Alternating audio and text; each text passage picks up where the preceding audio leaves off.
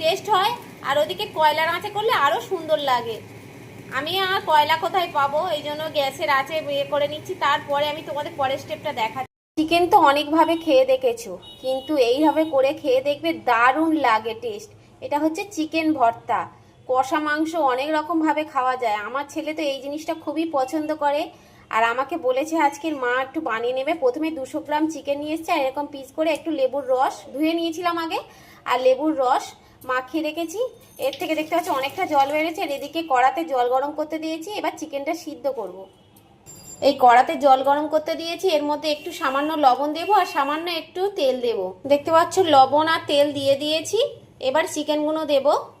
চিকেনগুলো দিয়ে 10 মিনিট মতো হালকা আঁচে সিদ্ধ করে নেব চিকেনগুলো। তারপরে স্টেপটা আমি দেখাচ্ছি। বন্ধুরা, সিদ্ধ হয়ে গিয়েছে এবার চিকেনটা। আর ধারে ধারে কিরকম এটা জমেছে সাদা সাদা, কি এটা জানি না। তেল নুন দিয়েছিলাম আর চিকেনের একটা গায়ে এরকম ভাবে সিদ্ধ করে এবার সবকটা তুলে নেব। পরের স্টেপ তোমাদের দেখাচ্ছি। চিকেন ভর্তার জন্য দেখে নিয়েছিলে তো, আমি চিকেনগুলো সিদ্ধ করে নিয়েছিলাম নুন আর একটু তেল দিয়ে। আর এই একটা করে শিক নিয়েছি, তোমরা পারলেই জাল নেবে, আমি জালটা আর বার করলাম না। এর মধ্যে টমেটো নিয়েছি, আর নিয়েছি এগুলো হচ্ছে রসুন আর কাঁচা লঙ্কা, আর এই দুটো শুকনো লঙ্কা লাগবে, আর লাগবে 1 কচি লেবু আর পেঁয়াজ কুচি।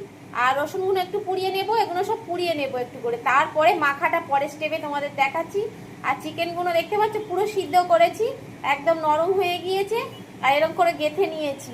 জাল এটা থাকলে খুব ভালো হয়, কিন্তু আমি জালটা আর বার করলাম না, নিজে একা করতে হয়, কত কাজ আর করব। তাই জন্য দেখতে পাচ্ছ এরকম ভাবে গিতে গিতে নিয়ে এবার এটাকে পোড়াবো। এইরকম ভাবে মাংসগুলো ভালো করে পুড়িয়ে নেব। এর গায়ে একটু বাটার দিয়ে দিয়েছি, ওই জন্য ওইরকম ভাবে আগুনটা জ্বলছে। আমি বাটার দিয়েছি, বাটারগুলো ওইরকম ভাবে জ্বলছে। তোমরা পাইলে একটু বাটার বা সাদা তেল রিফাইন দিয়ে নেবে, নিয়ে এরকম ভাবে পুড়িয়ে নেবে, খেতেও দারুণ টেস্ট লাগে। এদিকে দেখতে পাচ্ছ কাঁচা লঙ্কা আর টমেটো আর রসুন পুড়িয়ে নিয়েছি, এর সঙ্গে দুটো শুকনো লঙ্কাও পুড়িয়ে নেব, আর এই লেবুর রস দেবো, পেঁয়াজ কুচি। কি দারুণ পোড়াটা হয়েছে দেখো বন্ধুরা। পোড়ানোটা এইরকম ভাবে পোড়াবে, খেতেও দারুণ। আর চারকোলে পোড়ালে তো দারুণ টেস্ট লাগে, আর খেতেও দুর্দান্ত। গরম গরম ভাত আর এইটা দারুণ লাগে।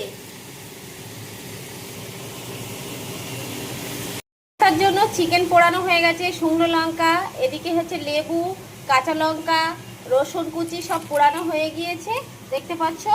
এরপরে পেঁয়াজ কুচবো, লেবুর রস দেবো, পরের স্টেপ আমি দেখাচ্ছি।